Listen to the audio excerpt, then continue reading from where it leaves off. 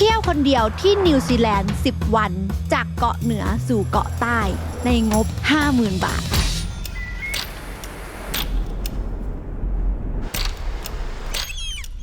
ถ้าคุณรักเนเจอร์ที่นี่คือคำตอบแต่ถ้าคุณรักซิตี้หรือแบบรักความเป็นเมือง ไม่ต้องมา กับประเทศที่ขึ้นชื่อเรื่องของธรรมชาติที่สวยติดอันดับโลกแต่ใครหลายๆคนก็จะคิดว่าการมาเที่ยวนิวซีแลนด์จะต้องขับรถและก็ต้องเที่ยวแบบรถทริปเท่านั้นแต่ว่าครั้งนี้ค่ะเราจะแบกเป้แล้วก็เที่ยวแบบแบ็คแพคเกอร์ไปเก็บให้ครบทุกไฮไลท์ของนิวซีแลนด์ทั้งโอ๊คแลนด์เวลลิงตันไครเชิร์ชควีนทาวน์แล้วก็ไปเดินป่าที่เมาคุกรวมถึงการที่ไปร่องเรือไฟยอทน้ำตกที่สวยที่สุดแห่งหนึ่งในนิวซีแลนด์อย่างนิวพอร์ตซาวด์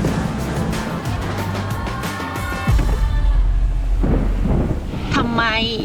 ไม่ตกเมื่อวาน วันที่ท้องเสียอาหารเป็นพิษ มันจะได้จบทีเดียว ไม่ต้องเที่ยวขับรถเข้าโรงแรมนอน แต่ก่อนที่จะไปเริ่มทั้งหมดนะคะ เราก็ต้องเริ่มต้นที่เมืองแรกก่อนค่ะ อย่างโอ๊คแลนด์เมืองที่ใหญ่ที่สุดแล้วก็ขึ้นชื่อเรื่องการใช้ชีวิตที่คนเนี่ยมีความสุขที่สุดติดอันดับโลก และเพราะอะไรเราจะเดินทางไปทำความรู้จักกันค่ะและมาติดตามกันว่านิวซีแลนด์คนเดียว10 วัน 50,000 บาทจะอยู่ไหม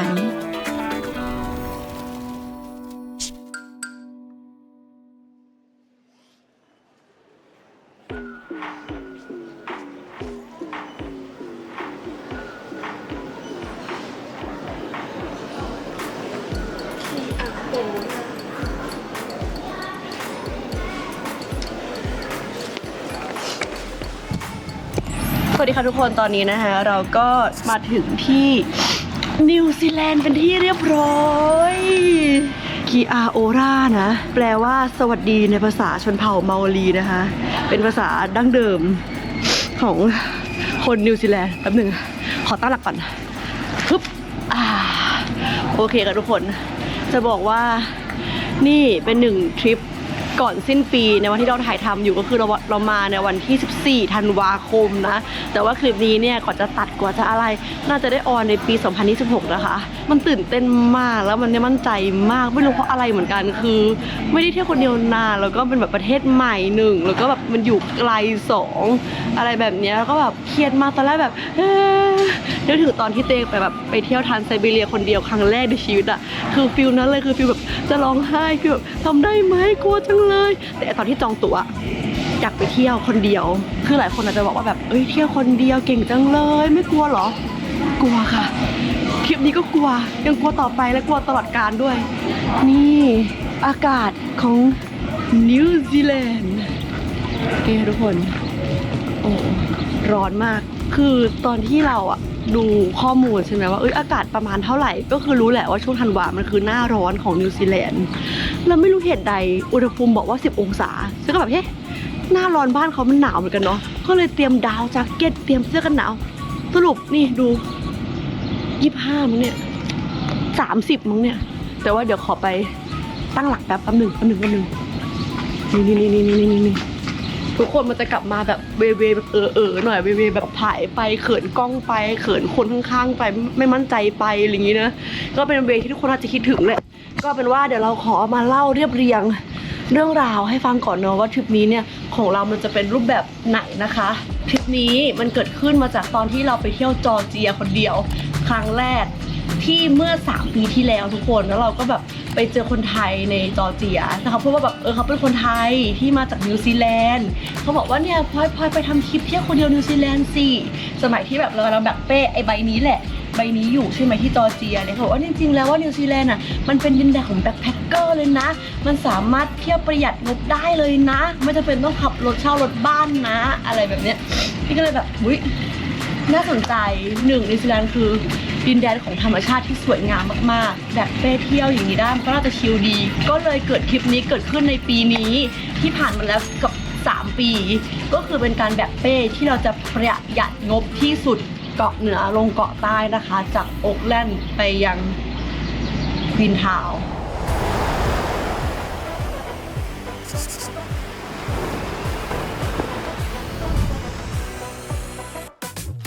นิวซีแลนด์สวรรค์แห่งซีกโลกใต้หนึ่งในจุดหมายของนักเดินทางสายธรรมชาติประเทศที่เป็นเกาะที่อยู่โดดเดี่ยวท่ามกลางมหาสมุทรแปซิฟิกที่มีเกาะใหญ่อยู่2เกาะนั่นก็คือเกาะเหนือศูนย์กลางเมืองใหญ่ดินแดนภูเขาไฟน้ำพุร้อนและก็วัฒนธรรมชนเผ่าเมารีเกาะใต้ถิ่นของยอดเขาหิมะทะเลสาบสีเทอร์คอยส์และถนนวิวสวยระดับโลกคนส่วนใหญ่จึงนิยมขับรถบ้านเที่ยวแต่ว่าครั้งนี้ค่ะเราจะเปิดประสบการณ์ใหม่กันเพราะว่าจริงๆแล้วนิวซีแลนด์ก็คือหนึ่งในประเทศสำหรับแบ็คแพคเกอร์ค่ะคลิปนี้นะคะเราจะแบกเป้เที่ยวคนเดียวค่ะเป็นเวลาทั้งหมด10วันนะจากเกาะเหนือสุดสู่เกาะใต้สุดของนิวซีแลนด์ค่ะโดยเรานะคะจะเริ่มเที่ยวกันที่เกาะเหนือค่ะกับเมืองแรกนะคะที่ชื่อว่าโอ๊กแลนด์เมืองที่ใหญ่ที่สุดและก็มีประชากรเยอะที่สุดในนิวซีแลนด์ค่ะจากนั้นนะคะเราจะค่อยเดินทางด้วยรถบัสนอนค่ะนอนยาวข้ามเมืองนะคะมาโผล่กันที่เวลลิงตันค่ะเมืองหลวงของนิวซีแลนด์ที่เป็นเมืองหลวงที่ใกล้ขั้วโลกใต้ที่สุดของโลกค่ะและเรานะคะก็จะเดินทางกันต่อค่ะโดยการขึ้นเรือจากเกาะเหนือนะคะข้ามช่องแคบค่ะที่ขึ้นชื่อเรื่องน่านน้ำที่อันตรายที่สุดเพื่อไปยังเมืองแรกที่เป็นประตูสู่เกาะใต้ค่ะอย่างพิกตันแล้วก็พักนอน1คืนค่ะก่อนที่เช้าวันถัดไปนะคะเราจะขึ้นรถไฟค่ะวิ่งเลียบวิวทะเลแปซิฟิกค่ะที่ขึ้นชื่อว่าสวยที่สุดในนิวซีแลนด์เลยค่ะเพื่อไปยังไครสต์เชิร์ชค่ะเมืองใหญ่ใจกลางเกาะใต้ศูนย์กลางแห่งวัฒนธรรมแล้วก็ศิลปะพอเสร็จแล้วนะคะหลังจากที่เราเนี่ยลองนั่งทั้งเรือทั้งรถไฟมาแล้วก็ถึงเวลาที่เราจะเช่ารถขับเองค่ะจากเมืองไครสต์เชิร์ชนะคะเราจะขับรถเองค่ะลัดเลาะหุบเขานะคะไปนอนใกล้ทะเลสาบสีเทอร์คอยส์ค่ะอย่างเทคาโปที่มีดอกลูปินนะคะที่บางสะพรั่งเต็มไปหมดในช่วงฤดูกาลนี้ค่ะและยังไม่พอนะคะยังไม่ใช่ไฮไลท์ค่ะเพราะแผนการของเรานะคะวันถัดไปก็คือการขับรถมุ่งหน้าไปยังเมาคุกค่ะทุกคนภูเขาไฮไลท์ของเราในทริปนี้เลยนะคะเพื่อเดินป่าไปดูวิวบนเส้นทางซีรีส์ทรานนะคะก่อนที่เราจะกลับลงมาแล้วก็ไปต่อกันที่ควีนทาวน์ค่ะเมืองตากอากาศสุดคึกคักนะคะที่คนไทยเนี่ยนิยมมาใช้ชีวิตแล้วเรานะคะก็มีการนัดพี่คนไทยแล้วก็เพื่อนนะคะไปเที่ยวด้วย1วันเต็มๆค่ะก่อนที่เรานะคะจะปิดคลิปวันสุดท้ายนะคะกับอุทยานที่ใหญ่ที่สุดในนิวซีแลนด์นะคะเพื่อไปล่องเรือเช็คอินน้ำตกยักษ์ในมิลฟอร์ดซาวด์ค่ะที่เป็นเหมือนสวงสวรรค์ของที่นี่เลยและทั้งหมด10วันนี้เราคิดว่าเราจะใช้เงินไม่ให้เกิน 50,000 บาทค่ะทุกคนจะทำได้ไหมมาดูกันเพราะว่าเราอยากให้ทุกคนที่ดูเที่ยวตามได้จริงๆแต่ก็บอกก่อนตรงๆก่อนเริ่มการเดินทางในครั้งนี้เลยว่า10วันเนี้ยมันจะเที่ยวแบบไปไวๆมากๆเลยนะคือจริงๆถ้าจะเที่ยวให้ครบเกาะในเกาะได้อะมันควรจะเป็นแบบอย่างละ2 อาทิตย์หรืออะไรอย่างนี้เลยแต่นี่คือเราแบบย่อให้อยู่ในแบบในงบที่สุดแล้วอะไรเงี้ยก็ใครที่ดูก็ฝากเป็นกำลังใจให้ได้นะคะแล้วก็เผื่อเป็นแพลนเป็นไอเดียเนาะว่าคนนอนไหนกินอะไรเพื่อจะประหยัดงบอะไรอย่างเงี้ยแล้วก็ที่สำคัญนะคะก่อนที่เราจะเริ่มทริปนะถึงแม้ว่าที่เราจะบอกว่าหลังจากนี้เราจะมีการแบบลุยมีการแบบเที่ยวแบบเดิมๆกับเป้ใบเดิมแบบนี้ใช่ไหมแต่กว่าเราจะเดินทางมานิวซีแลนด์ได้ต้องขอบพระคุณจริงๆเราเดินทางมาอย่างแบบสะดวกสบายมากๆนะคะกับมาเลเซียแอร์ไลน์ค่ะทุกคนรอบนี้คือเราเริ่มต้นทริปด้วยการนั่ง BC มาเลยคือต้องขอบคุณมากจริงๆที่เขาซัพพอร์ตการเดินทางของเรานะคะแล้วก็ต้องบอกเลยว่ารูทที่เราเดินทางมาเนี่ยคือแบบว่าสะดวกสบายมากๆก็คือเราจะได้แบบไปยืดเส้นยืดสายกันที่กัวลาลัมเปอร์แล้วก็บินต่อยาวๆนะคะ10 ชั่วโมงมายังนิวซีแลนด์โอ๊กแลนด์เลยนะแล้วก็จะบอกว่าลำที่เราบินมาเนี่ยเป็นลำที่ใหม่ที่สุดมีอายุแค่1 ปีเท่านั้นนะคะถือว่าเป็นลำที่ใหม่ที่สุดแล้วล่ะในเส้นทางออสเตรเลียนิวซีแลนด์เลยก็ว่าได้นะส่วนเรื่องความสบายเนี่ยก็คือหายห่วงที่นั่งกว้างเอนนอนได้สบายคือตื่นมาก็อย่างเงี้ยพูดไม่หยุดบ่นไม่หยุดได้อย่างนี้เลยได้นอนเต็มอิ่มนะคะตอนทั้งคืนนะแล้วก็ที่สำคัญก็คือเขาเป็นฟูลเซอร์วิสอาหารเครื่องดื่มน้ำอะไรก็คือเสิร์ฟครบหมดเลยสะดวกสบายมากๆคือตื่นปุ๊บคือพร้อมเที่ยวเลยและที่สำคัญที่เราชอบก็คือแกฉันเพิ่งรู้ว่าสมัยเนี้ยเครื่องบินมันมี Wi-Fi เลยแล้วที่เรานั่ง BC มาใช่ป่ะมันสามารถแบบสแกน Wi-Fi แล้วเล่นบนเครื่องได้แล้วคือสิ่งที่ฉันทำก็คืออะไรคะอัพ IG นั่งบนเครื่องบินนี่บายบายประเทศไทยเจอกันโอ๊กแลนด์ปวดคนอื่นเขานี่ก็ขอบคุณมาเลเซียแอร์ไลน์มากเลยนะคะที่ซัพพอร์ตการเดินทางของเราให้เป็นการเริ่มต้นที่สะดวกสบายมากขึ้นเนาะก็ฝากไว้ด้วยนะคะอยากจะเดินทางมานิวซีแลนด์นะคะก็อย่าลืมใช้บริการของมาเลเซียแอร์ไลน์กันได้โอเคทุกคนไปเริ่มเดินทางกันในทริปนี้กันเลยในอีก5 4 3 2 1เริ่มนับเงินได้ค่ะสุดเครียด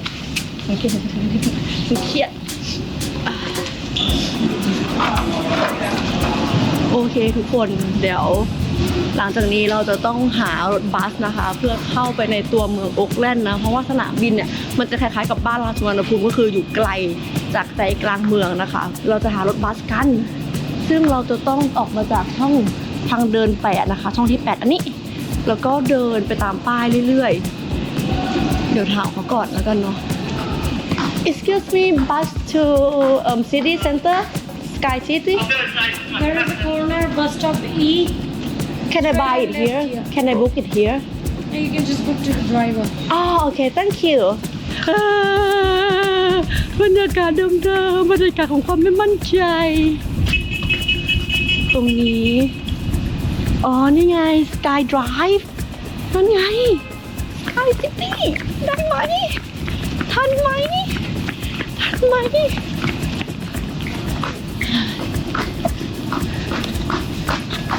Can I buy it here to the city center?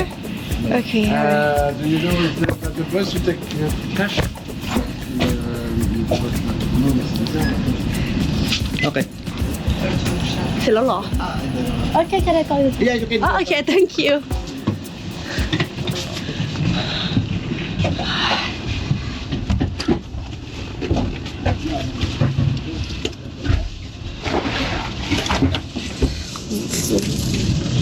ทุกอย่างเกิดขึ้นรวดเร็วมากทุกคนอยากให้ทุกคนเห็นกันนะคะก็คือเราต้องออกจากเลน8มาตรงประตู8ใช่ไหมแล้วก็ต้องเดินตามทางมาที่คิดว่าบัสก็เดิ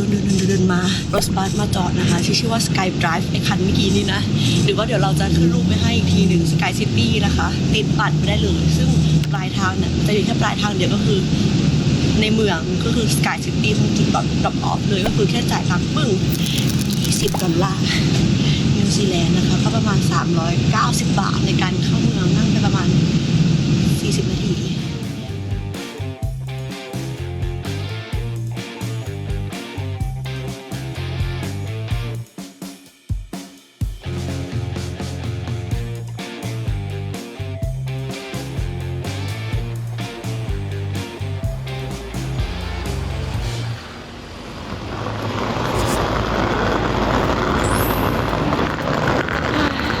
โอเคทุกคนตอนนี้เราก็ถึงแล้วนะคะจุดลงรถบัสนะก็คือบริเวณตึกข้างหลังนี้ของเรานะคะก็จะเป็นจุดลง Sky City นะก็คือเป็นเหมือนแบบจุดลงรถบัสขนาดใหญ่ของโอ๊คแลนด์นี่แหละแล้วก็บังเอิญว่าโรงแรมที่เราจองนะคะก็คือจองใกล้ๆกันเลยก็คือเดินไปประมาณ500 เมตรนะ7 นาทีชื่อโรงแรมว่าไลโลจำชื่อโรงแรมนี้ไว้ให้ดีไลโลเพราะว่าถ้ามันดีทริปนี้เราก็จะดีแต่ถ้ามันไม่ดีทริปนี้ของเราก็จะเศร้าๆเพราะว่าไอ้เจ้าโรงแรมไลโลของเราเนี่ยคือเป็นที่พักที่เราจองเกือบทุกเมืองที่เราจะมาเที่ยวนิวซีแลนด์เลยนะคะเพราะว่า1โรงแรมที่เราจองมาเนี่ยเป็นโรงแรมที่แบบราคาถูกที่เราหาข้อมูลแบบว่าที่พักมาเนาะถ้าจะมาเที่ยวคนเดียวหรืออะไรเงี้ยเราต้องจ่ายคนเดียวเต็มๆอ่ะมันคือขั้นต่ำอ่ะ 2,000 บางเมือง 3,000 บวกๆอะไรเงี้ยก็เลยคิดว่าเราอาจจะต้องนอนโรงแรมที่เป็นโฮสเทลกึ่งแคปซูลก็คือจะราคาถูกหน่อยซึ่งมันก็จะมีแค่เครือของไลโลนี่แหละที่เราจะพักกันไปดูกันว่าไอ้เจ้าไลโลที่เราจะฝากความหวังในมันนั้นมันจะเป็นยังไงตรงนู้นค่ะทุกคนเลี้ยวขวานะประมาณ7 นาทีก็จะถึงโรงแรมของเราในเย็นวันนี้ที่โอ๊คแลนด์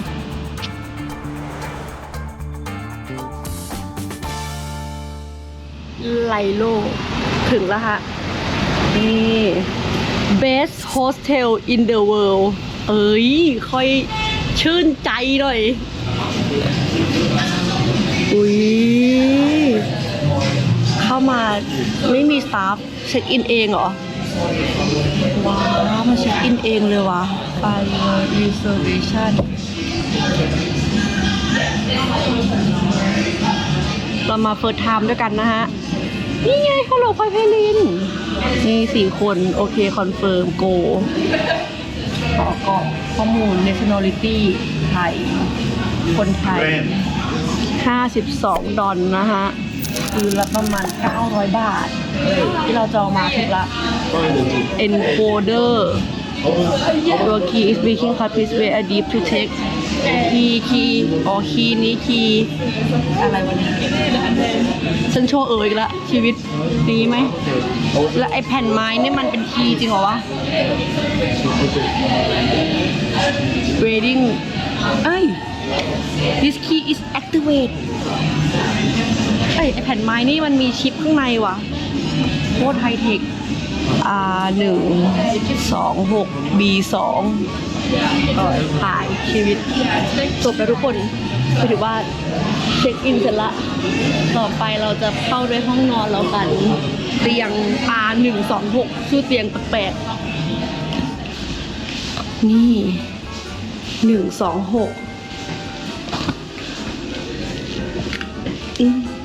อ๋อนี่เหรออะไรวะเนี่ยอันไหนวะอันนี้ไหมไม่ใช่ไม่ใช่อันไหนวะไม่ใช่อีกโอ้ตาย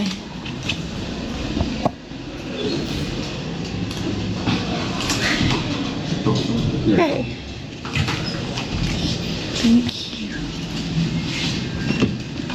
นี่126นี่เป็นโฮสเทลที่โคตรใหญ่มี4 ชั้นแล้วแต่ละชั้นแบบมีเป็น100 ห้อง126 P2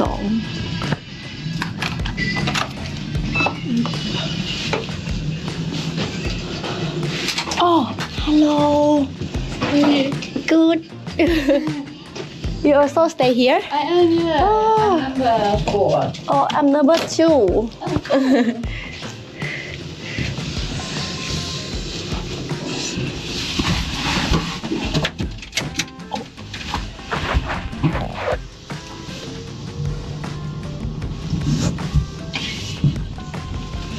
ฉันไม่ได้เจอบรรยากาศแบบเพื่อนแปลกหน้าแบบนี้มานานมาก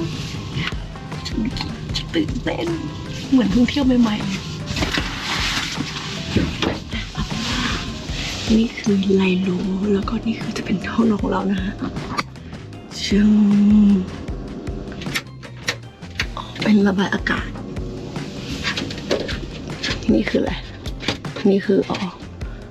เพิ่มความแรงพัดลมห้องนอนคืนละ900ของฉัน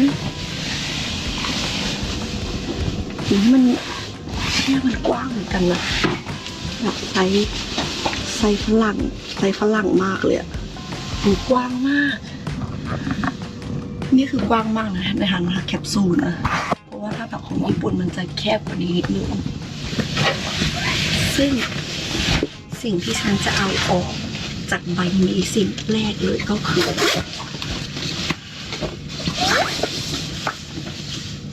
ดาวแจ็คเก็ต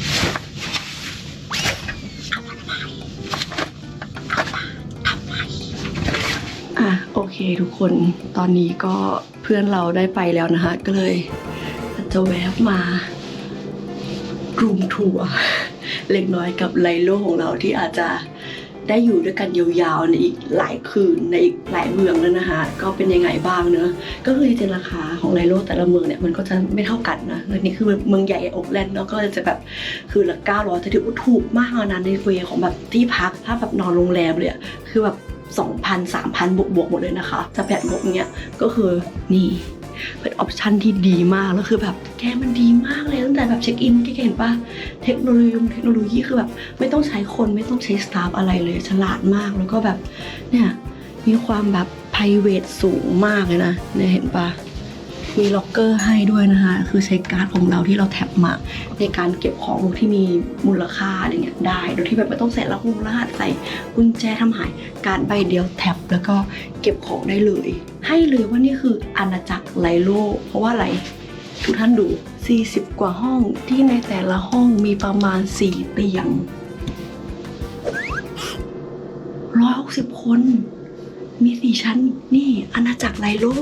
แต่ละคนคือแบบเป็นวัยรุ่นวัยเท่าๆเราหมดเลยเว้ยแล้วก็แบบแบ็คแพ็ค hey yo what's up where you going I come from Malaysia I come from Thailand อะไรเงี้ยเอาเป็นว่ารู้สึกชื่นใจละเพราะว่าโรงแรมดูดีมากถือว่าฝากชีวิตไว้ได้หรือว่าใครที่เป็นสายแบ็คแพคเกอร์จะเห็นได้เลยเห็นปะบอกแล้วว่านิวซีแลนด์หนึ่งในประเทศที่เหมาะกับการแบ็คแพคมากๆเพราะว่าหลายๆแบ็คแพคเกอร์เขาก็จะนิยมมาที่นิวซีแลนด์เพราะว่ามันคืออะไรธรรมชาติแล้วก็แบบเข้าถึงง่ายหรืออะไรอย่างเงี้ยก็จะเห็นนะคะว่าข้างล่างเมื่อกี้ โหสุดรวมวัยรุ่นแบ็คแพคเกอร์กันเต็มเลยนะ ซึ่งฉันก็เป็นหนึ่งในนั้น เดี๋ยวหลังจากนี้นะคะเราก็จะไปล้างหน้าอาบน้ำแปรงฟันอะไรเงี้ยเพื่อแบบสดชื่นกันนิดนึงนะคะมาจากที่บินมา10 ชั่วโมงเนาะเดี๋ยวมาเจอกันแล้วก็เดี๋ยวจะพาไปเดินเมืองเล่นๆในเย็นวันนี้นะคะแล้วเดี๋ยวเที่ยวจริงๆอ่ะจะเป็นพรุ่งนี้อีกวันหนึ่งแต่ว่าสิ่งหนึ่งที่สัมผัสได้ที่น่าจะคอนเซิร์นก็คืออากาศว่ะพอปิดมาแล้วอ่ะอาจจะร้อนนิดนึงนะเราต้องหาวิธีแก้ก่อนโอเคไว้เดี๋ยวเจอกันจ้า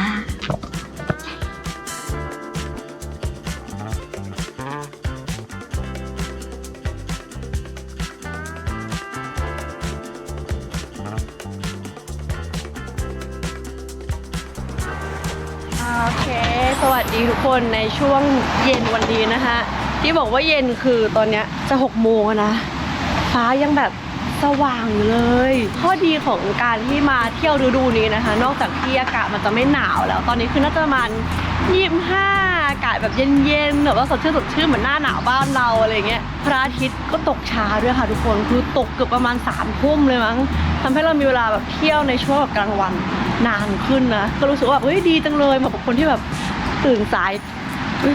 เหมาะกับคนที่ตื่นสายอย่างฉันที่แบบว่าไม่อยากตื่นเช้าไปเที่ยวอะไรเงี้ยมีเวลามากขึ้นนะคะเอาเป็นว่าเดี๋ยวเย็นวันนี้เราจะไปหาอะไรกินกันซึ่งนี่คือร้านอาหารที่ขึ้นมาเมื่อฉันเสิร์ชว่าร้านอาหารใกล้โรงแรมไทยอีสานนี่คือไม่ได้ล็อกมงนะแต่มงมันล็อกมาเลยว่าคือร้านอาหารไทยอยู่ใกล้โรงแรมไลโลนะคะก็เลยประเดิมด้วยอาหารไทยเพราะว่าจริงๆแล้วนิวซีแลนด์ร้านอาหารที่แบบต้องกินต้องลองเดี๋ยวไปลองพรุ่งนี้เอาแล้วก็ร้านอาหารมันก็จะเป็นแนวแบบฝรั่งหน่อยอะไรอย่างนี้ในเมื่อมีอาหารไทยนั้นก็ขอนิดนึงเริ่มต้นทริปอีกแล้วอาหารมื้อแรกที่ต่างประเทศก็คืออาหารไทยอีกแล้ว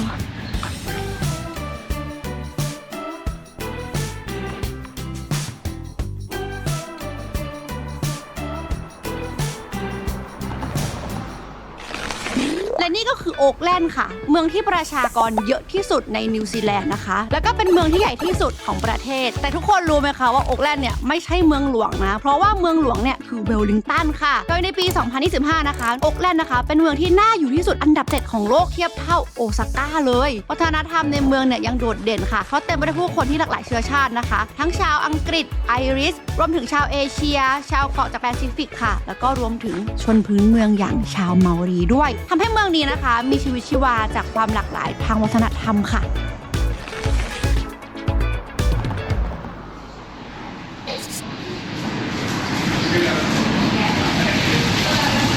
สวัสดีค่ะถ่ายได้ไหมถ่ายนิดนึงสวัสดีค่ะอุ้ยดูด้วยเหรอสวัสดีค่ะสวัสดีค่ะอ๋อเหรอขอบคุณค่ะมีอะไรแนะนำบ้างอยากกินแซ่บให้คุ้มค่ากินอาหารไทยเลยถ้าแซ่บก็อันแรกก็จะส้มตำแล้วก็พวกต้มแซ่บ2 อย่างนี้ถ้าเป็นอาหารจานเดียวพวกแบบกะเพรากะเพราแกงเนี่ยสั่งได้เนี่ยค่ะผัดกะเพราเอากุ้งกะเพราแล้วกันกะเพรากุ้งเผ็ดได้ไหมคะได้ตอนแรกเห็นพี่มอก็แบบพี่เขารู้จักเราหรือพี่เขากำลังเดาว่าเราเป็นคนไทยหรือเปล่าใช่ก็จะมองว่าเราเป็นคล้ายๆคนไทยอะไรอย่างเงี้ย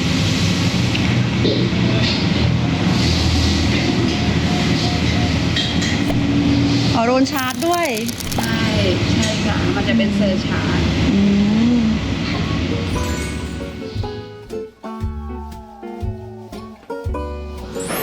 ยังไม่หายคิดถึงอาหารไทยเลยได้กินกะเพรากุ้งซะละประเดิมมาดีๆแบบนี้หลังๆน่าจะยับตังค์หมดนี่นะฮะ22 เหรียญนะประมาณ400 บาทนะคะกับกะเพรากุ้งจานนี้อาหารโลคอลอาหารที่ต้องลองเนี่ยเดี๋ยวจะเป็นพรุ่งนี้ทุกคนลองก่อนอันนี้คือแบบเอาใกล้ๆก่อนมันหิวมากเลยล่ะ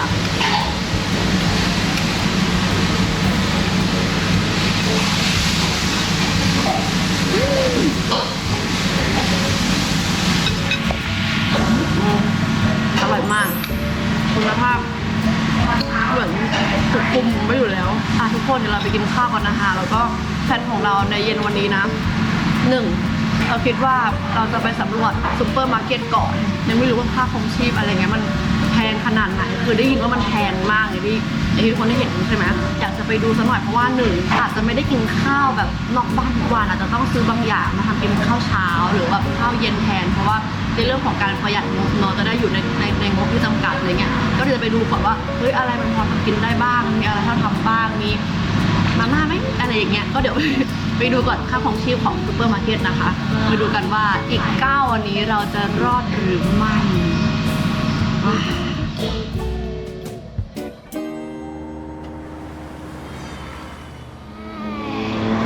โอเคทุกคนอิ่มหนำสำราญใจและสถานีถัดไปซุปเปอร์มาร์เก็ตเดี๋ยวมาดูกันนะคะว่าสกิลการทำอาหารในการเอาชีวิตรอดต่างแดนของฉันนั้นไม่ต้องคาดหวังหรอกเอาจริงๆไม่ต้องคาดหวังเลยมันก็จะเป็นแบบโกโก้คั้นจิ้มนมมาม่าอะไรที่มันแบบเทกินอะนะไปดูกันก่อนว่ามันจะราคาอะไรยังไงค่าน้ำราคาเท่าไหร่ทิชชู่อะไรอย่างเงี้ยหรือแม้กระทั่งแบบผ้าอนามัยพูดตามตรงก็คือใกล้ละเราต้องซื้อเอาไว้ซะหน่อยนะก็จะไปดูกันก็ไปค่ะไปซุปเปอร์มาร์เก็ตกันไปเช็คค่าของชีพกันดีกว่าโอเคทุกคนตอนนี้เราอยู่หน้าซุปเปอร์มาร์เก็ตแล้วนะคะปาเดี๋ยวเราเข้าไปซื้อของแล้วก็ดูราคากัน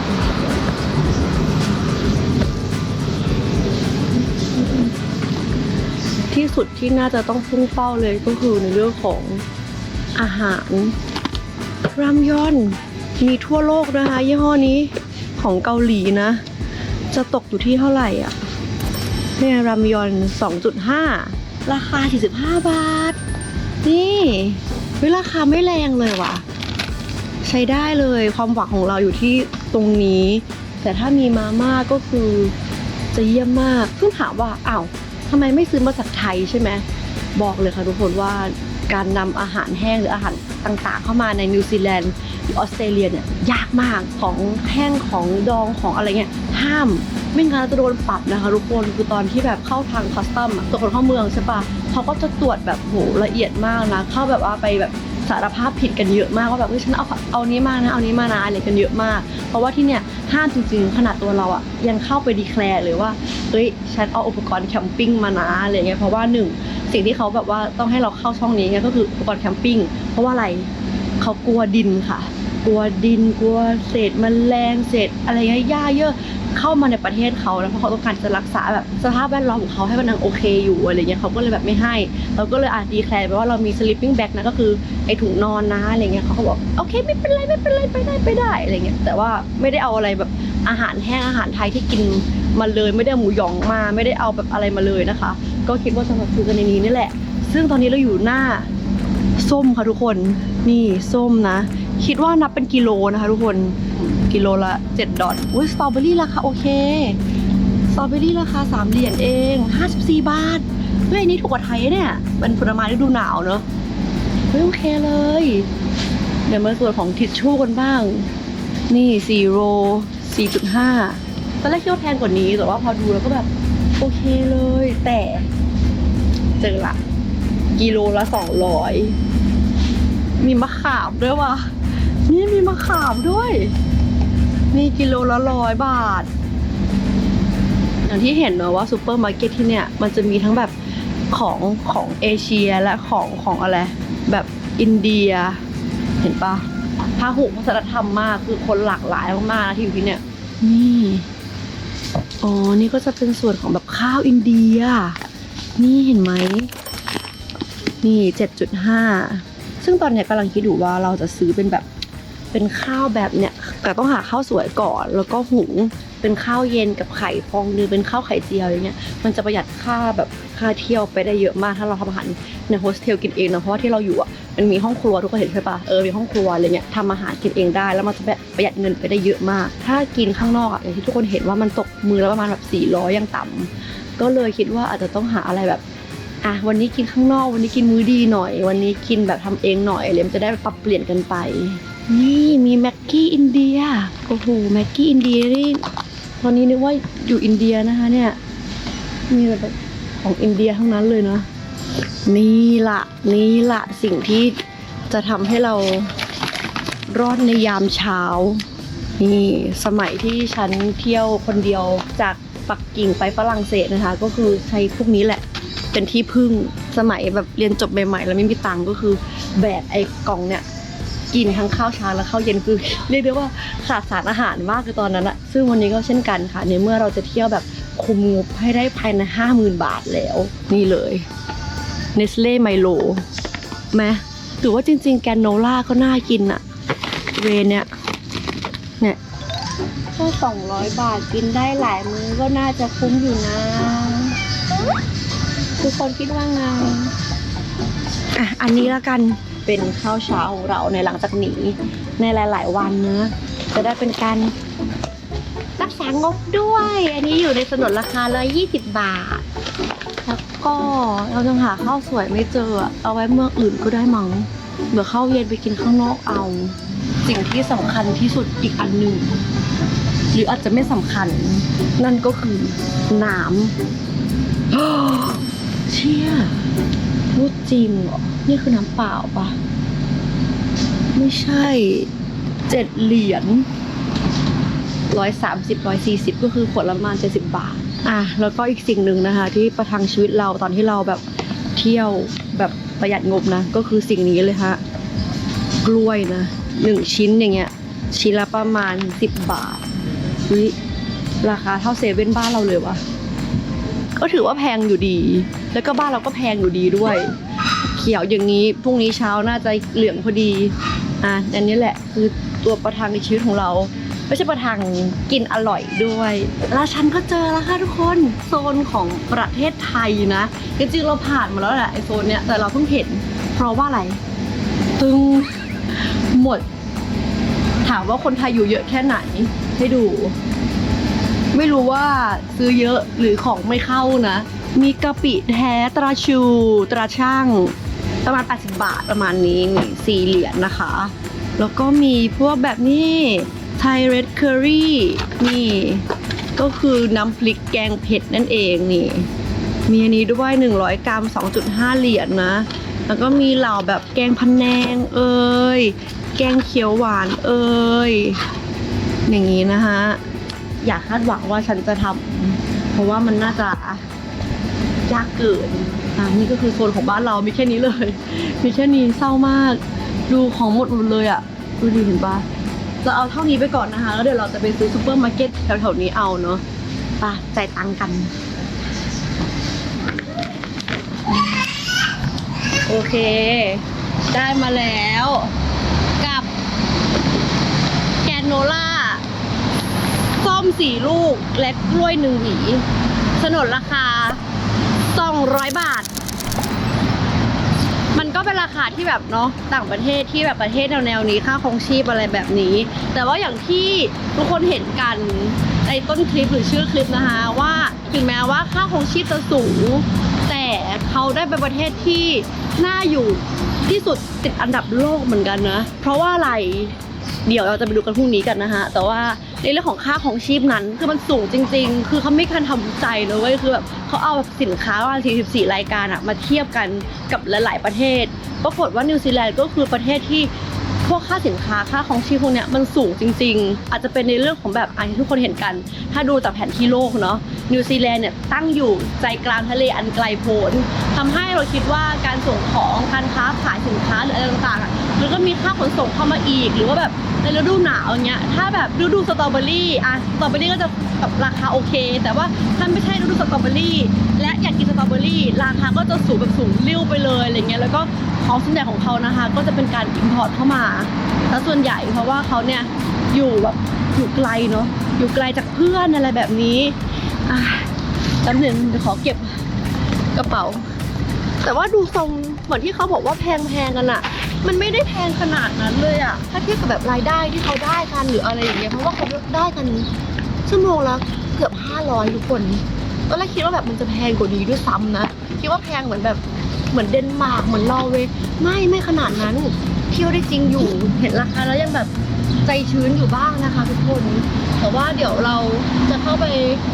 ซื้อของกันนิดหน่อยนะเพราะเรายังขาดพอนม.แล้วก็ขาดแบบทิชชู่อะไรแบบนี้นิดหน่อยก็ไปแล้วเดี๋ยวเจอกันที่โรงแรมค่ะทุกคน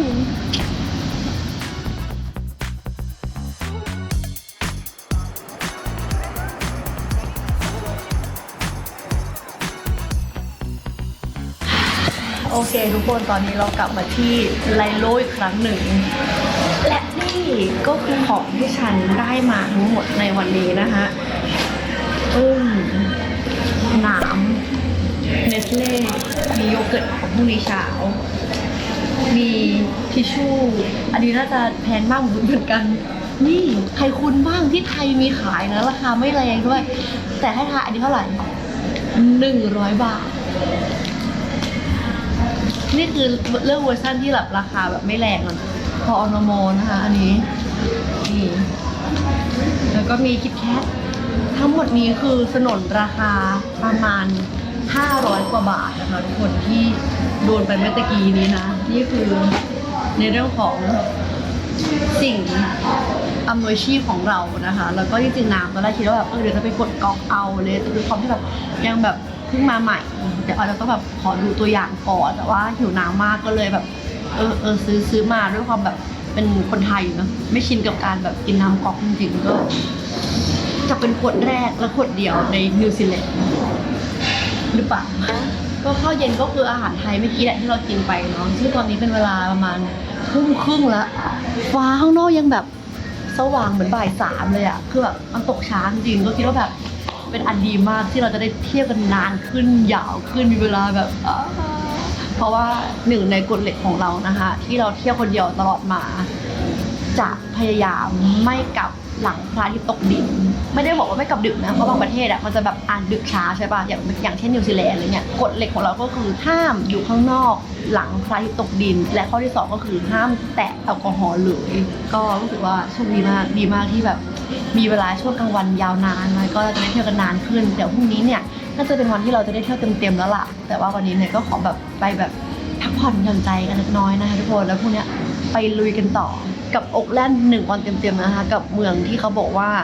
น่าอยู่ที่สุดติดอันดับโลกมันจะน่าอยู่ยังไงเจอกันพรุ่งนี้เช้าจะได้เที่ยวจริงๆเนอะห่วง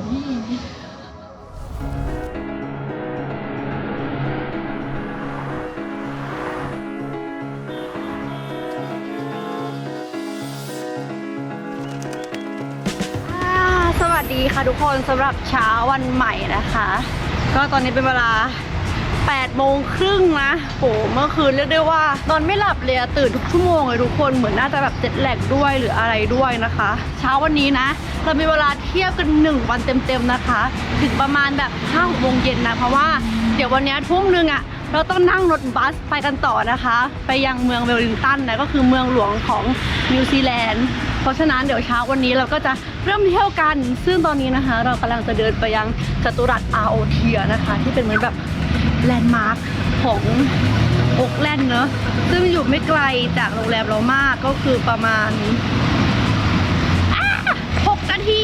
จากไลโลนะซึ่งอย่างที่ทุกคนเห็นว่าไลโลนี่โลเคชั่นเยี่ยมมากเลยนะแบบว่าไม่ต้องนั่งรถบัสอะไรเลยคือเดินได้เลยอยู่ใจกลางเมืองมากๆนะคะก็ไปเดี๋ยวเราไปจัตุรัสอาโอเทียกันอากาศแจ่มใสมากอากาศดีมาก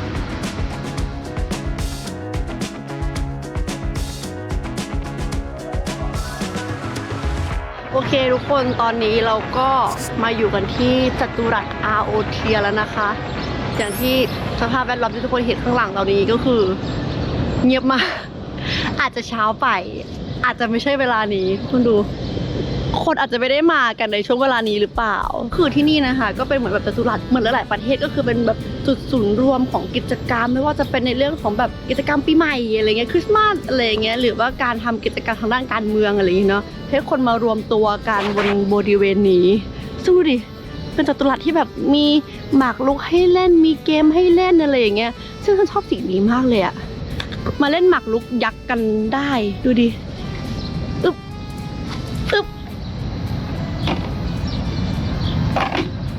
เป็นไงล่ะ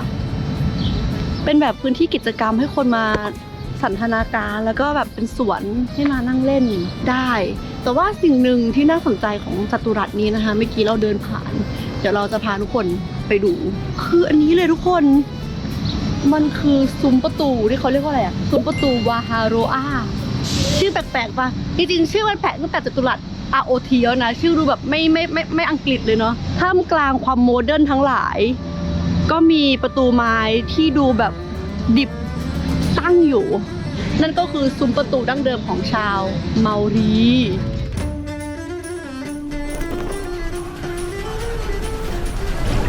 ถ้าพูดถึงชาวเมารีนะคะ เราต้องย้อนกลับไปค่ะเมื่อ 800 ปีก่อนนะ ชาวเมารีเนี่ยเป็นหนึ่งในกลุ่มชาวโพลินีเซียนค่ะ ที่กระจายตัวไปทั่วหมู่เกาะแปซิฟิกเลย ซึ่งเป็นคนกลุ่มแรกนะคะ ที่เดินทางด้วยเรือแคนูค่ะ มาอยู่ที่เกาะอัลเตอารัว ชาวเมารีเนี่ยเขาจะมีจุดเด่นนะคะ ก็คือเรื่องผิวสีน้ำตาลแดงค่ะ รูปร่างสูงใหญ่นะ ตามสไตล์นักรบ แล้วก็เด่นเรื่องรอยสักค่ะทุกคนที่เขาเนี่ยจะสักกลางหน้าเลยนะซึ่งไม่ใช่แค่เพื่อความสวยงามค่ะแต่เปรียบเสมือนบัตรประชาชนค่ะทุกคนหลังจากที่ชาวเมารีนะคะเขาก็มาใช้ชีวิตอยู่ที่เกาะนิวซีแลนด์นานพอสมควรค่ะก็มาถึงยุคล่าอาณานิคมจากชาวตะวันตกค่ะทุกคนทำให้เกิดการเปลี่ยนแปลงครั้งใหญ่นะแล้วก็กลายมาเป็นนิวซีแลนด์ปัจจุบันค่ะผ่านเรื่องราวมากมายจนกลายเป็นนิวซีแลนด์ทุกวันนี้วัฒนธรรมของนิวซีแลนด์หลายๆอย่างเนี่ยมันก็จะมีความเป็นชนเผ่าเมารีมาอยู่เรื่อยๆนะคะว่าจะเป็นสถานที่เองก็ตามหรือว่าวันนี้ถ้าเราจะไปเที่ยวที่ไหนอ่ะก็จะมีกลิ่นอายของชาวเมารีเนี่ยสอดแทรกอยู่ทุกที่ของนิวซีแลนด์เลยนะหรือว่าถ้าใครที่แบบยังไม่คุ้นแบบมันคืออะไรยังไงทุกคนเคยเห็นอันนี้ไหมเป็นไวรัลทั่ว TikTok อ่ะที่ในรัฐสภาที่ประชุมแบบผู้นำประเทศอะไรอย่างงี้ใช่ไหมที่กำลังแบบหาลือนู่นนี่นั่นกันก็มีเหมือนแบบสสหญิงของชาวเมารีขึ้นมาเต้นอาก้าเคยเห็นปะ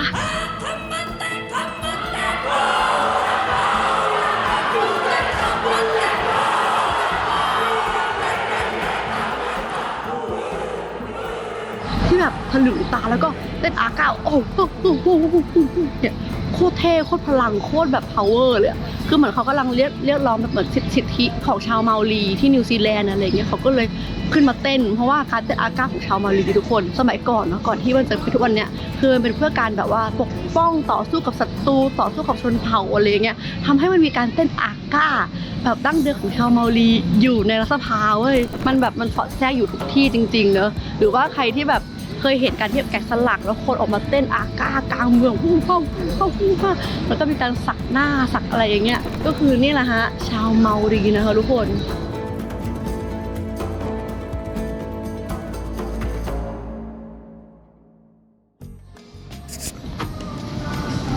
ซึ่ง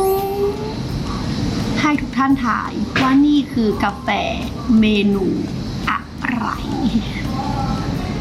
ถ้าใครได้ดูคลิปที่เราไปเที่ยวที่ออสเตรเลียมาแล้วนะคะที่เราไปชิมกาแฟเมนูนี้ที่เราบอกว่าเป็นจุดเริ่มต้นมาจากทวีปแถวนี้นะไม่ออสเตรเลียก็มาจากนิวซีแลนด์นะคะซึ่งนั่นก็คือเมนูกาแฟแฟลตไวท์ค่ะทุกคน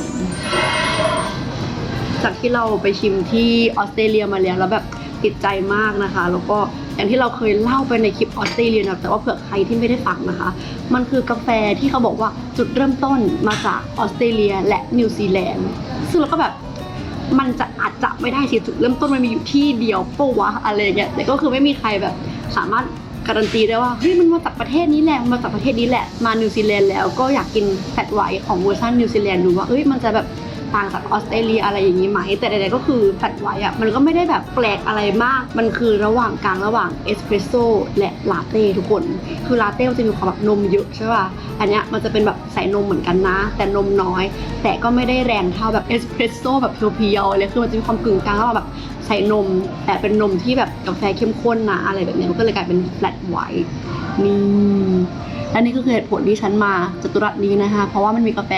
ร้านเทอร์เรสอยู่นะเป็นแบบนั่งวัดดีๆกินกาแฟยามเช้านะ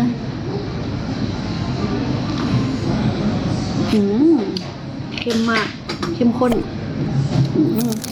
หลังจากนี้ฉันพูดไม่หยุดแน่เลยว่ะกาแฟเข้มมากทำไมมันดูเข้มกว่าออสเตรเลียวะถึงแม้ว่า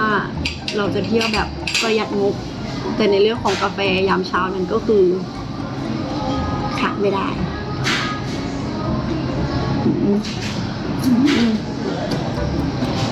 เข้มจริงๆ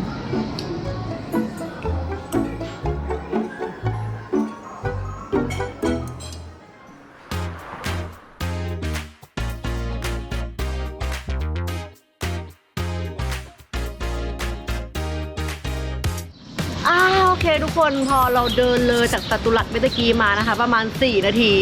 เราก็มาสู่อะไรฮะOakland Public Library นะคะก็คือห้องสมุดสาธารณะของ Oakland นะ เจ๋งมากเดินมาแค่แบบ4 นาทีใกล้ๆนะคะสิ่งที่ทำให้เรามาห้องสมุดแห่งนี้นะนอกจากที่มันจะ Public แล้วก็คือแบบเข้าฟรีแล้วนะเรารู้สึกว่าพื้นที่ตรงเนี้ยมันมีเรื่องที่แบบเจ๋งแล้วก็น่าเล่าเยอะมากถ้าถามว่า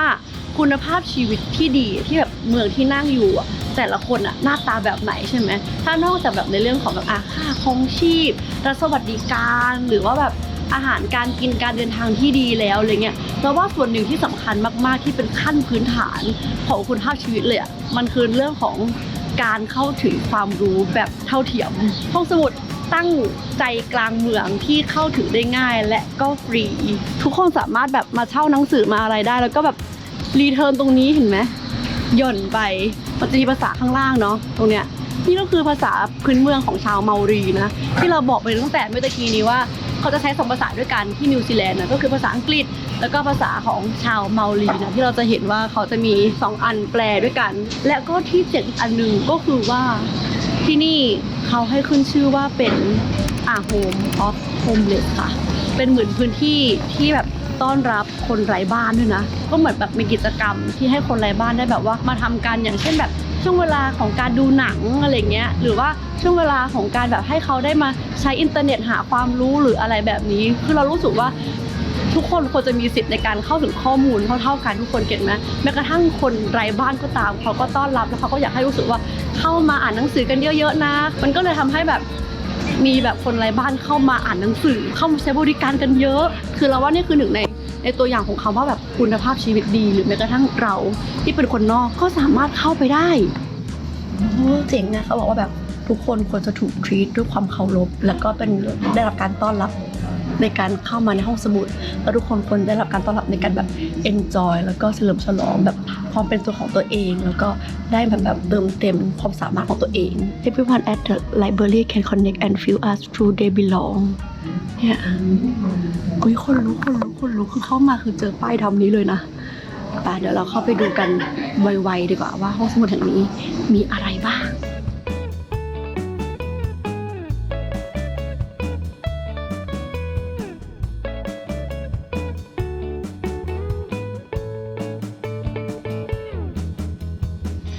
นี่ทุกคนเห็นปะโซนนี้คือโซนของอะไรเรื่องราวเกี่ยวกับชาวเมารีอีกแล้วก่อนที่เรามาเราจะไม่ได้คิดว่าแบบนิวซีแลนด์จะแบบมีชาวเมารีเต็มพื้นที่ขนาดนี้ก็จะคิดว่าเป็นความอังกฤษหรือความภาษาอังกฤษอะไรเงี้ยแต่ในห้องสมุดทุกคนเนี่ยบริเวณชั้นนี้ทั้งหมดเลยนะเป็นเรื่องราวของชาวเมารีทุกคนนี่เห็นปะ A Brief History of Maori Just มีเรื่องราวมากมายแบบเจ๋งมากแล้วก็ข้างหลังเป็นภาษาเมารีด้วยนะโคเตวากาเฮอิฮูเอฮูเอ็นกาอักษร ABC แต่ว่าก็คืออ่านเป็นภาษาของชาวเมารีได้เมารี Prosperity and Development Dictionary ใช่ไหมเป็นภาษาเมารีหมดเลยนะ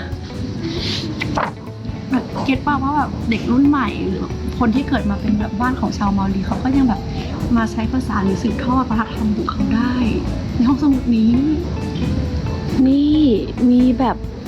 หนังสือแบบคำของชาวเมารีแล้วสิ่งที่ฉันชอบคืออันนี้เว้ยนี่เวลาเราเรียนภาษาอังกฤษอะไรหรือภาษาต่างๆก็จะมีแบบพวกแบบการพวกนี้ที่เราท่องภาษาอังกฤษใช่ป่ะซึ่งอันนี้ Sea Ocean ภาษาเมารีคืออะไรโมอาน่าการ์ตูนโมอาน่า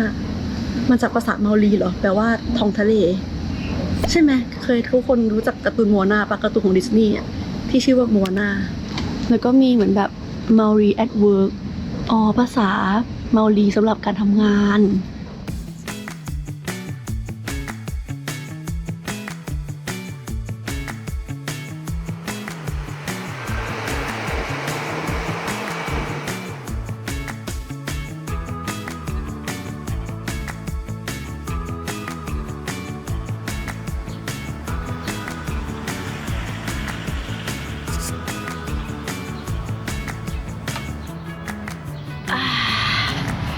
โอเคทุกคนและตอนนี้เราก็วาร์ปมายัง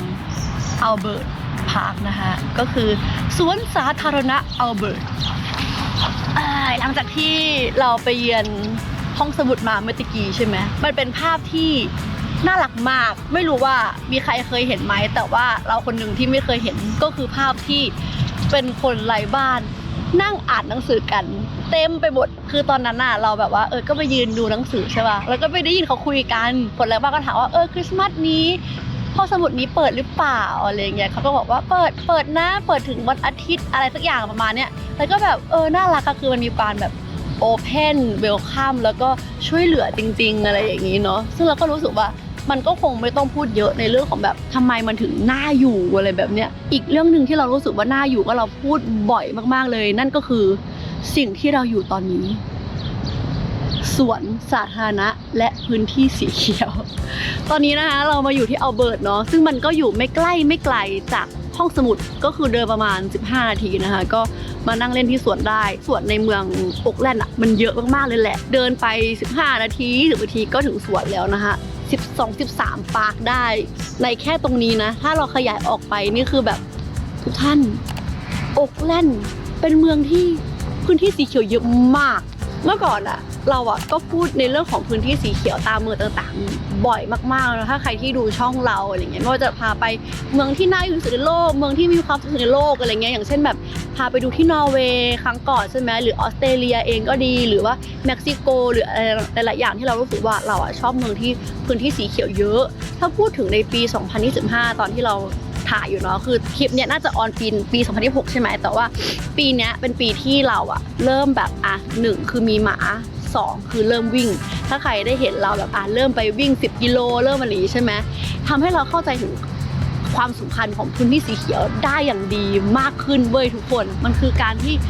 เราได้มีกิจกรรมหรือพื้นที่ตรงกลางให้เราได้มาทำอะไรบางอย่างโดยที่ไม่มีค่าใช้จ่ายทุกคนเก็ตไหมพอเรามีหมาใช่ปะเราก็อยากพาหมาไปเดินเล่นในสวนหรืออะไรก็ตามแต่ว่าถ้าคนที่แบบไม่ได้อยู่แบบในโครงการหมู่บ้านที่แบบมีพื้นที่เดินเล่นในหมู่บ้านได้ว่าใครที่อยู่คอนโดอย่างเงี้ยการพาหมาไปเดินเล่นข้างนอกยากมากเลยนะส่วนมันน้อยมากหรือว่าจะพาหมาไปเดินทางเท้าเงี้ย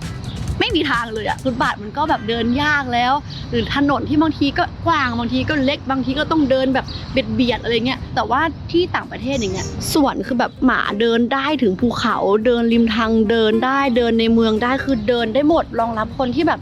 เลี้ยงสัตว์เลี้ยงจริงๆหรือแม้กระทั่งแบบการวิ่งอะไรเงี้ยไม่ต้องสัตว์เลี้ยงก็ได้คือแค่คนอย่างแค่เราอย่างเงี้ยการออกกำลังกายทุกคนพอเราเริ่มวิ่งใช่ปะทำให้เราค้นพบอย่างหนึ่งก็คือการที่จะออกไปวิ่งที่สวนมันใช้เวลามากหนึ่งเราไม่ได้อยู่ในโครงการบ้านจัดสรรที่มีพื้นที่สวนใหญ่ๆให้เราวิ่งได้ครึ่งชั่วโมงได้มาการขับรถเพื่อฝ่ารถติดไปเพราะว่าการวิ่งตอนเย็นทุกคนก็คงจะมุ่งหน้าไปที่เดียวกันในหลังเลิกงานอะไรเงี้ยกลับบ้านบ้างไปเที่ยวไปอะไรเงี้ยรถก็ติดมากการที่เราจะไปสวนแค่ขับรถไปมันก็เหนื่อยแล้วเลยการที่เราจะออกกำลังกายในพื้นที่มันก็ยากมากเรารู้สึกว่าถ้าแบบสวนมันแบบมันมีพื้นที่วิ่งเยอะกว่านี้หรือว่ามันสามารถวิ่งทางเท้าได้ง่ายกว่านี้อะไรเงี้ยมันก็น่าจะดีเนาะนี่ก็น่าจะเป็นตัวอย่างที่แบบมันไม่ได้เป็นรูปธรรมว่าแบบมันต้องมีเทคโนโลยีที่ยิ่งใหญ่มีแบบตึกที่สูงความอลังการของมหานครอะไรเงี้ยแต่มันคือเรื่องพวกนี้แหละสวนเขียวๆพื้นที่วิ่งพื้นที่ให้หมาเดินเล่นห้องสมุดไอ้เรื่องพวกนี้แหละที่มันคือเป็นพื้นฐานของการใช้ชีวิตที่ทุกคนควรจะเข้าถึงได้โดยที่แบบไม่ต้องเสียเงินเลยทุกคนเก็ตไหมแล้วก็อีกสิ่งหนึ่งนะคะที่เราชอบก็คือนี่เห็นต้นนั้นไหมน่ารักมากเลยเราไม่รู้ว่าใครเคยเห็นต้นสีม่วงแบบทั้งต้นอย่างนั้นมาก่อนไหมแต่ว่านี่น่าจะเป็นครั้งแรกของเราที่เราเดินมาจากข้างล่างแล้วก็แบบมุ่งหน้ามาแล้วก็เห็นไอ้ต้นเนี้ยสวยมากมันน่าจะเป็นฟิลแบบพญาเสือโคร่งบ้านเราที่มันบานเป็นช่วงๆหรือเปล่าไม่รู้แต่ว่าชีวิตนี้ฉันไม่เคยเห็นต้นไม้สีม่วงมาก่อนฉันรู้สึกว่ามันแบบแปลกตาดีเอาเป็นว่าเดี๋ยวเราจะนั่งโง่ๆตรงนี้อีกสักแป๊บหนึ่งนะคะก่อนที่เราจะไปเดินเล่นอีกที่หนึ่งเป็นสิ่งที่ฉันก็ไม่พลาดเหมือนกันเมื่อมาเที่ยวเมืองใหญ่ของประเทศต่างๆนั่นก็คือการไปดูศิลปะหรือการไปแบบมิวเซียมหรือการไปอาร์ตแกลเลอรี่ค่ะทุกคนแล้วก็ที่สำคัญฟรีเช่นเคยนะคะการเที่ยวแบบประหยัดงบของเรานั้นก็คือพยายามทำทุกอย่างที่ไม่เสียเงิน เดี๋ยวไปกันค่ะไปดูศิลปะของนิวซีแลนด์กันที่อาร์ตแกลเลอรี่นะลากันไปก่อนด้วยต้นไม้สีม่วงต้นนั้นน่ารัก ลังจากที่เรานั่งอ้อยอิงกันที่สวนเสร็จแล้วนะคะเราก็มาต่อค่ะกับสถานที่ใกล้ๆนะเดินไม่กี่10นาทีค่ะก็จะถึง Auckland Art Gallery ค่ะนี่คือพิพิธภัณฑ์ศิลปะหลักของนิวซีแลนด์เลยนะที่เห็นพื้นที่เล็กๆแบบนี้นะคะจริงๆข้างในเนี่ยคือศิลปะเยอะมากๆค่ะกระจายตัวอยู่ด้วยกัน4ชั้นเลยนะซึ่งแต่ละฤดูกาลเนี่ยเขาก็จะเป็นผลงานกันไปด้วยค่ะเขาก็จะมีตั้งแต่ศิลปะเก่าของนิวซีแลนด์ยันศิลปะร่วมสมัยค่ะทุกคนแต่ที่เราชอบมากๆเลยนะคือเขามีการจัดแสดงงานที่เกี่ยวกับวัฒนธรรมของชาวเมารีค่ะแล้วก็แถบแปซิฟิกนะที่ถ่ายทอดผ่านภาพวาดค่ะแล้วก็งานศิลปะหลากหลายรูปแบบเลยค่ะไม่ว่าจะเป็นงานเพ้นท์งานไม้งานผ้าก็มีให้เห็นค่ะซึ่งทำให้เรารู้สึกว่าเขาเนี่ยสามารถเล่าเรื่องเล่าความเป็นอัตลักษณ์รวมถึงความเชื่อของชนเผ่าเนี่ยได้ผ่านงานศิลปะเลยค่ะซึ่งสะท้อนให้เห็นถึงว่าที่นี่เนี่ยเป็นพื้นที่ที่เปิดรับวัฒนธรรมเนาะแล้วก็ให้ความสำคัญกับวัฒนธรรมชาวเมาลีจริงๆค่ะทุกคนนอกจากนั้นนะคะก็ยังมีงานศิลปะจากต่างประเทศด้วยค่ะเรียกได้ว่าแต่ละชั้นเนี่ยมีครบทุกรูปแบบเลยค่ะซึ่งเราคิดว่าถ้าใครที่ชอบงานศิลปะนะคะอาจจะต้องเผื่อเวลาเอาไว้1ชั่วโมงอย่างต่ำเลยค่ะ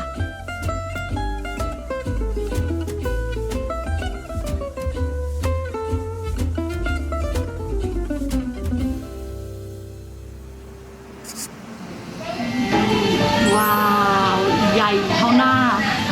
แล้วก่อนที่เราจะไปเที่ยวกันต่อนะคะตอนนี้ก็เป็นเวลา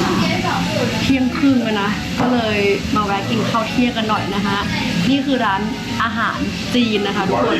คือเอาตรงๆนะคือเราพยายามหาแบบอาหารท้องถิ่นอาหารพื้นเมืองแล้วอะแต่ว่าส่วนใหญ่อะบริเวณแบบหลายๆที่เราเสิร์ชตั้งแต่เมื่อวานตอนเย็นแล้วอะมันมีแต่อาหารเอเชียเว้ยไม่ก็อินเดียคืออย่างอันเนี้ยก็เป็นร้านอาหารจีนใช่ป่ะแต่ว่าจริงๆอะไอตอนที่เราเสิร์ชตรงอาร์ตแกลเลอรี่อะ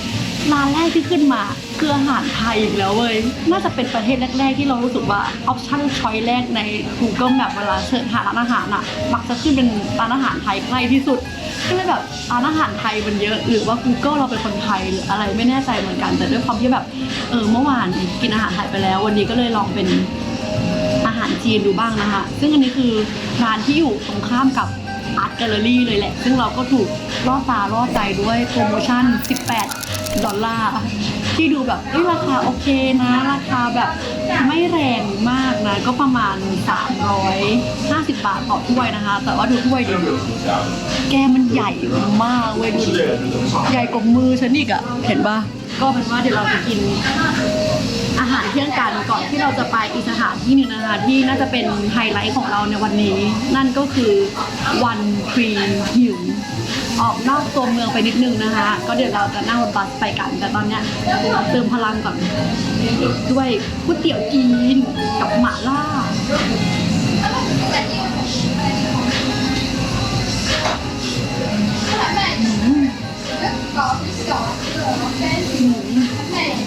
แซ่บมาก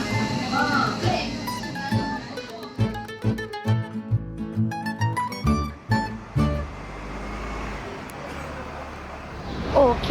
ซึ่งการเดินทางของเรานะคะไปยัง One Tree Hill เนี่ยก็จะนั่งรถบัสไปเราก็สามารถเสิร์ชหาได้ตาม Google Map เลยนะว่าแบบเฮ้ยเดินทางเนี่ยไปยังไงมันก็จะขึ้นมาให้ตามปกตินะคะว่าเลขบัสอะไร30 309 295ไปได้นะอะไรอย่างเงี้ยให้มาที่ตรงไหนซึ่งมาแล้วค่ะทุกคนนี่พูดถึงมาเลยการขึ้นนะคะก็คือสามารถใช้บัตรเครดิตในการแท็บได้เลยนี่โอเคค่ะทุกคนก็เดี๋ยวเราจะใช้เวลาประมาณชั่วโมงหนึ่งนะรวมการเดินขึ้นเนินเขาด้วยนะคะไปยัง One Tree Hill ค่ะซึ่งทำไมถึงอยากไปที่นี่มันดียังไงเดี๋ยวไปดูกันเดินทางกันครับผม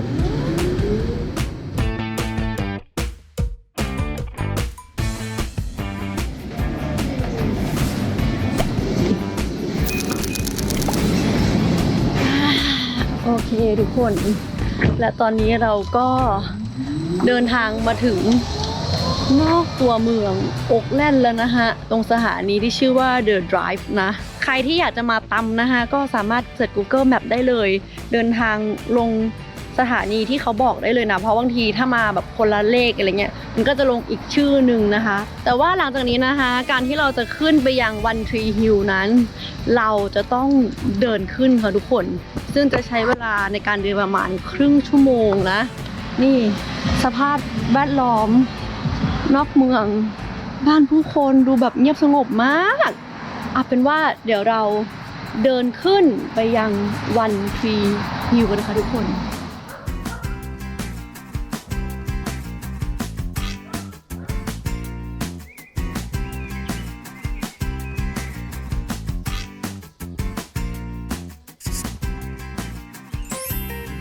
ถึงแล้ว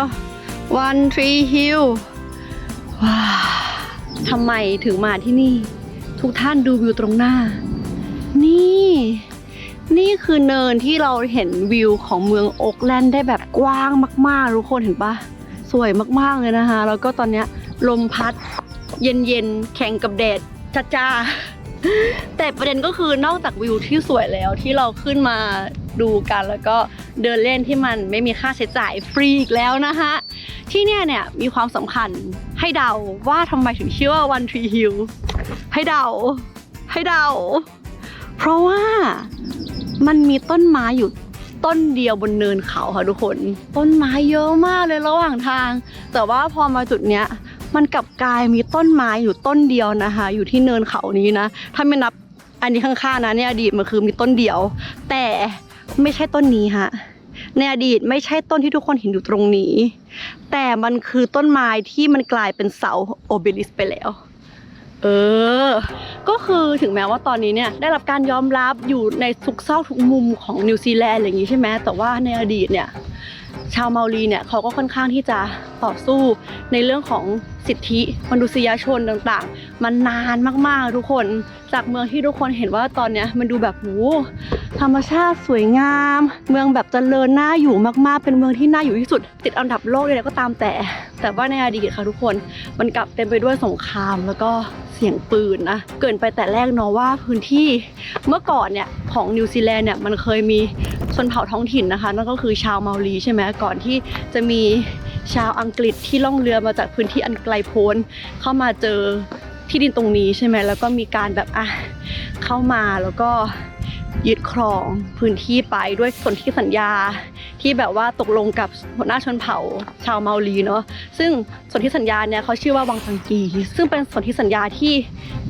ชาวเมารีเนี่ยก็เข้าใจอีกแบบหนึ่งคนอังกฤษก็เข้าใจอีกแบบหนึ่งคือเขาเข้าใจประมาณว่าแบบเราจะมาอยู่ด้วยกันอย่างสันติสุขนะฉันก็ยังมีสิทธิ์ในดินแดนของฉันอะไรเงี้ยยังมีแบบครอบครองพื้นที่ได้อยู่อันนี้สิ่งที่ชาวเมารีเข้าใจแต่ว่าสิ่งที่อังกฤษเข้าใจก็คือถ้าคุณเซ็นสัญญาไปแล้วเราสามารถครอบครองพื้นที่ของคุณในฐานะจังหวัดอังกฤษได้เลยเป็นเจ้าของดินแดนแห่งนี้เลยอะไรเงี้ยมันก็เลยทำให้เกิดการมีสงครามกันเกิดขึ้นนะคะมีการต่อสู้กับชนพื้นเมืองกันเกิดขึ้นอะไรแบบนี้ทำไมถึงเล่าเรื่องนี้เพราะว่าไอ้เจ้าต้นไม้ที่เราบอกว่ามันกลายเป็นเสาโอเบลิสเมื่อก่อนมันเคยเป็นต้นไม้ที่แบบเป็นพื้นที่สำคัญมากๆทำพิธีของชาวเมารีเป็นต้นไม้แบบดั้งเดิมของชาวเมารีนะคะแล้วทีเนี้ยคนขาวก็ตัดน้องออกแล้วก็แบบทำให้ชาวเมารีโกรธมากโกรธแบบเอาต้นไม้ที่แบบเป็นของแบบพื้นที่ของฉันแล้วฉันก็นับถือต้นไม้ที่แบบอยู่ตรงนี้มานานอะไรเงี้ยตัดมันออกได้ยังไงโค่นต้นไม้ต้นนั้นออกนะคะแล้วก็สร้างเป็นเสาโอเบลิสแล้วก็ต้นไม้ที่เราเห็นบริเวณตรงเนี้ยเหมือนเท่าที่เข้าใจนะก็คือเขาปลูกขึ้นมาใหม่ให้เป็นต้นไม้พื้นถิ่นของชาวเมารีอะไรอย่างงี้เนาะแต่ใดก็ตามนะคะอดีตที่เราเล่าไปเนาะว่าเกิดสงครามเกิดการต่อสู้ทำให้ชาวเมารีเนี่ยโดนยึดที่ดินที่เป็นของตัวเองมาก่อนโดนยึดไปหมดเลยแล้วก็ทำให้เสียสิทธิ์อะไรต่างๆมากมายนะคะแล้วก็ทำให้เกิดการแบ่งชนชั้นแล้วก็เหลื่อมล้ำกันมากขึ้นเนาะอย่างเช่นแบบกลายเป็นคนยากจนบ้างโดนเหยียดโดนดูถูกบ้างทั้งที่ฉันก็เป็นคนพื้นที่นี้มาก่อนแล้วคุณเข้ามาทีหลังนู่นนี่นั่นก็ว่าไปในความขัดแย้งต่างๆในอดีตเนี่ยมันก็มีอีกเรื่องหนึ่งค่ะที่ทำให้เราเห็นในทุกวันนี้เนาะจะบอกว่านิวซีแลนด์เนี่ยเป็นหนึ่งในประเทศที่เขาเขียนเลยนะว่าของโลกใบนี้ที่ไม่ทิ้งอดีตค่ะทุกคนคำว่าไม่ทิ้งอดีตเนี่ยหมายความว่ายังไงบนโลกใบนี้มันมีการแย่งชิงทรัพยากรมีสงครามมีการแบบทำลายคนพื้นถิ่นมันเกิดหลายที่มากๆบนโลกใบนี้ทุกคนแต่มันมีน้อยประเทศมากๆหรือน้อยที่มากที่จะยอมรับว่าฉันผิดจริงๆส่วนใหญ่ก็คงจะใช้คำว่าแบบโอ้ยเรื่องมันก็นานไปแล้วลืมมันไปเถอะหรือหาวิธีลืมอดีตใช่ไหมแต่นิวซีแลนด์ทุกคนเขาพยายามแก้ไขเว้ยอย่างที่ทุกคนเห็นกันในวันนี้เนาะซึ่งอันนี้เราก็ว้าวเหมือนกันก็คือเห็นพร้อมทุกคนเลยว่าทุกป้ายห้องน้ำ ห้องสมุดหรือสถานที่ต่างๆมันถูกปรับเปลี่ยนให้มี2ภาษาก็คือทั้งภาษาอังกฤษแล้วก็ภาษาเมาลีนะคะทุกคนก็คือให้เขาเนี่ยได้เป็นส่วนหนึ่งที่ไม่ได้เงียบหายไปเนาะทางรัฐบาลแล้วก็ทางนิวซีแลนด์เนี่ยเขาถึงขั้นแบบออกมาพูดว่าขอโทษจริงๆกับสิ่งที่เขากระทำไปในอดีตตอนนี้นะคะก็มีอะไรที่ดีขึ้นเยอะแยะมากมายเนาะอย่างเช่นภาษาเมาลีก็ถูกจัดให้เป็นภาษาที่สอนอยู่ในโรงเรียนอยู่ในห้องสมุดทำให้ศิลปะนู่นนี่นั่นที่เราไปมาวันนี้ก็มีศิลปะของชาวเมาลีเห็นกันมากขึ้นแล้วก็นิวซีแลนด์นะคะก็มีการคืนที่ดินไปบางส่วนที่เป็นเหมือนแบบเป็นของชาวเมาลีดั้งเดิมนะก็มีการคืนไปบ้างนะคะแต่ว่าในปัญหาเนี้ยมันก็คงไม่ได้จบแบบ100%หรอกแต่มันก็ยังมีข้อดีนะคะที่เขาเนี่ยได้เห็นแล้วก็ยอมรับแล้วก็แก้ไขเนาะนี่ก็เป็นเรื่องราวของเจ้าเสาโอเบลิสท่านนี้นั่นเองโอ้ยไม่น่าเชื่อว่าฉันจะเล่าไปแล้วก็เดินเขาไปได้นะคะทุกคนนี่ถึงแล้วขึ้นไปดูกันดีกว่านี่น่าจะเป็นต้นไม้ที่เขาปลูกใหม่ไหมไม่แน่ใจเหมือนกันนะเป็นต้นไม้ที่มีการทำรั้วกั้นนะซึ่งไม่แน่ใจเหมือนกันว่าคือต้นไหนที่เขาปลูกขึ้นมาใหม่แต่ว่านี่ค่ะทุกคนนี่คือเสาโอเบลิสของวันทรีฮิลอดีตของต้นไม้ที่เคยอยู่นะตรงนี้ก็นอกจากจะมีเสาโอเบลิสตรงนี้แล้วใช่ไหมเขาก็มีเหมือนเป็นหลุมฝังศพของเซอร์จอห์นโลแกนเคมเบลด้วยนะฮะเหมือนเป็นบุคคลสำคัญของโอ๊คแลนด์นะที่แบบผลักดันนำคนยุโรปเข้ามาพัฒนาบ้านเมืองทางธุรกิจอะไรเงี้ยเพื่อให้โอ๊คแลนด์เนี่ยได้แบบเจริญเติบโตแบบเป็นทุกวันนี้นะคะบิดาแห่งโอ๊คแลนด์เลยก็ว่าได้ก่อนที่เขาจะเสียชีวิตเขาก็ได้เหมือนยกพื้นที่ตรงนี้เนี่ยให้กับประชาชนหรือเปิดเป็นพื้นที่สาธารณะเนาะเพื่อให้แบบเหมือนเป็นการเป็นตัวแทนเชื่อมโยงระหว่างชาวยุโรปกับชาวเมาลีนะคะเพราะว่าข้างหลังที่เราเห็นที่เราเล่าไปนะมันคือพื้นที่แบบสำคัญมากๆที่เป็นเหมือนตัวแทนของชาวเมาลีนี่เขาก็จะมีเขียนไว้อยู่ตรงนี้เกี่ยวกับคุณเซอร์จอห์นโลแกนแคมเบลนะนี่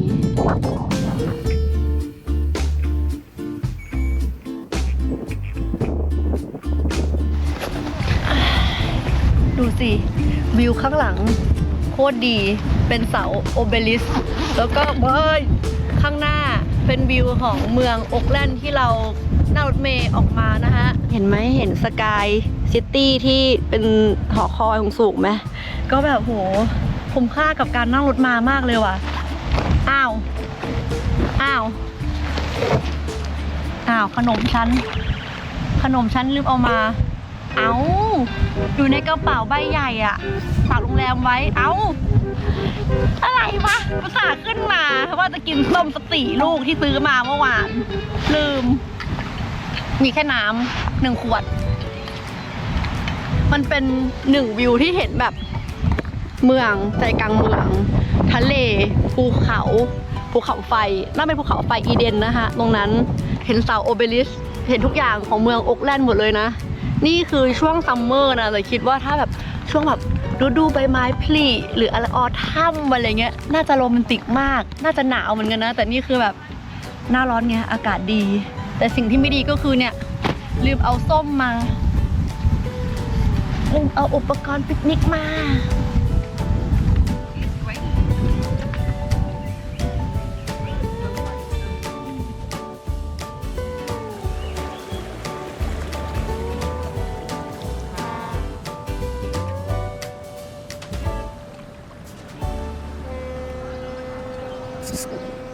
โอเคทุกคนแล้วตอนนี้เราก็วาร์ปมาตรงท่าเรือ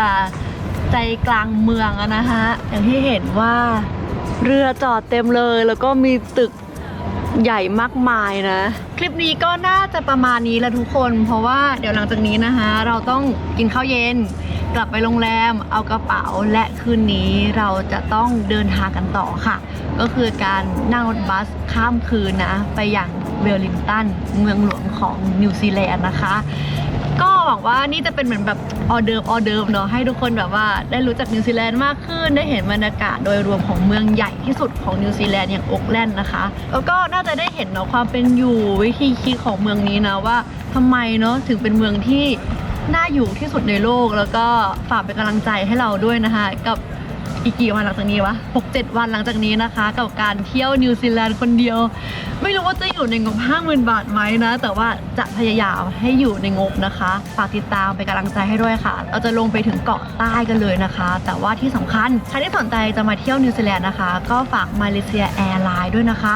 บินผ่านจากกัวลาลัมเปอร์นะแวะเที่ยวฟรีด้วยนะคะด้วยโบนัสไซต์ทริปนะคะบินยาวๆฟูลเซอร์วิสนะเครื่องดื่มอาหารนะคะก็คือมีครบเลยก็ฝากมาเลเซียแอร์ไลน์ด้วยค่ะคลิปหน้าจะเดินทางอะไรยังไงก็เดี๋ยวกลับโรงแรมไปกินข้าวเย็นแล้วที่เห็นฟ้าสว่างๆนี่คือเย็นมากๆแล้วนะนี่คือจะ5 โมงเย็นแล้วนะคะทุกคนไปกันต่อกับคลิปหน้าค่ะเมืองเวลลิงตันนะคะแบกเป้เดินทางคนเดียวกันต่อยาวๆและเจอกันใหม่คลิปหน้าค่ะทุกคนบ๊ายบาย